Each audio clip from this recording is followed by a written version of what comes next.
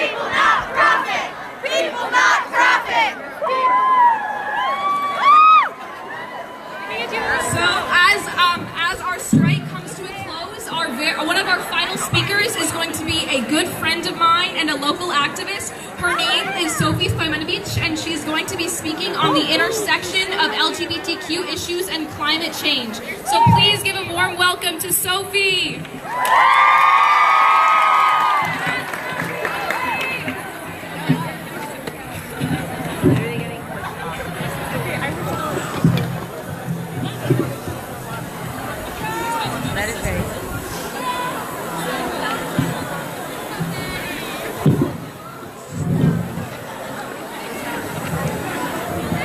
Can people sit down, please, so as many people as possible can see? Can everybody sit down, please? Thank you so much. Can everybody please sit down? We have one more speaker.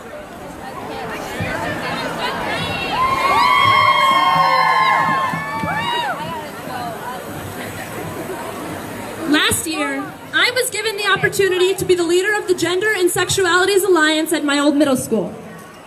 I got to help kids in younger grades and my own become more educated and help provide a safe and anonymous space for them.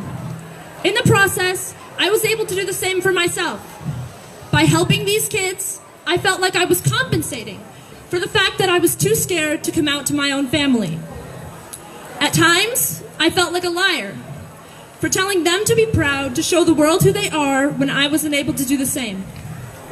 However, as I listened to these kids' stories, I began realizing that my fear of coming out came from the very real possibility of facing rejection from my loved ones. It was that fear that drove me to consider the ways in which the consequences of coming out can be worsened by global warming. One day, a younger member of the GSA reached out to me and told me of his cousin, who had been kicked out after coming out at 17. He told me that every time it rained outside, he thought about whether she was all right and whether she had found somewhere safe. The source of his fear was not whether she had found food or if she had encountered violence. He had researched the topic of homelessness, and we talked about the implications of severe weather and global warming on homeless populations. Meanwhile, I was experiencing a realization that climate is an LGBT issue so long as homelessness is an LGBT issue. When I began researching, I learned about how the lives of homeless LGBTQ youth continue to be endangered by government negligence of global warming. 1 in 4 teens are forced to leave their homes after coming out as gay or trans, which explains why they make up 40% of the U.S.'s population of homeless youth. On top of this, LGBT youth are more likely to be rejected by religious shelters and government-instituted housing. This type of discrimination puts the LGBT community in a position of great threat by further climate damage. It results in disproportionate exposure to severe weather and leads to illness and death within our community. These risks leave no room to argue the position of climate change as a human rights issue for all young LGBT people, particularly LGBT Minnesotans. With such a severe climate, Minnesota youth are put at a greater risk of harm. As maximum temperatures begin to rise, our summers bear dangerous heat waves that proliferate in our denser urban areas. In climates such as ours, deaths by heat waves are predicted to double by 2050 and triple by 2080. LGBT homeless youth are at the highest risk to this threat, and our community is already being impacted. On top of the heat, rising temperatures will lead to severe storms and floods in the colder months. These categories of storms notoriously leave high rates of anxiety, depression, and post-traumatic stress in their wake, all of which are already abundant within the LGBT community. Furthermore, increased ozone on the city streets will worsen the high rates of respiratory diseases among the homeless population. As we urge our government to confront the issue of climate change and to preserve our planet, we must also ensure that more immediate solutions are being implemented to protect those most affected by the consequences of climate change. The government has failed to supply any funded programs that are designed to address LGBT homeless youth specifically, and there are no laws in place that protect queer youth from encountering discrimination while attempting to access access the federally funded homeless services currently instituted. What we are seeing is not only a societal disregard for our planet, but for an issue that puts gay, lesbian, bisexual, and transgender teens in immediate danger. We will not allow the already devastating number of queer teens that die without a home to grow as a result of institutions that are comfortable with no accountability. We need our congresspeople to ensure a financial commitment to specific services directed towards LGBT homeless youth. This means mental health screenings, as well as coverage of treatment and diseases and illnesses born out of exposure to severe weather. This means guaranteed reliable shelter and safety from severe weather, both during the day and night. I am standing in front of you today as a gay teenager in Minnesota, as a gay teenager living in fear for my future and the future of all other gay and trans people. Asking each and every one of you inspirational youth who came out here today bravely because you know you have a part in this movement. I'm asking you to ensure that your activism and your advocacy exists not only for the Boundary Waters and for the polar bears, but for your peers in marginalized communities. With this amazing movement, we must constantly reiterate that to fight for our climate is to fight for every young gay or trans kid whose world is uprooted by hate. With our movement, we must seek to amplify the voices of those most affected by the consequences of climate change. We must use the platforms that we are granted to apply pressure until the government and large corporations have no choice but to begin caring about the lives they are responsible for the loss of. Thank you.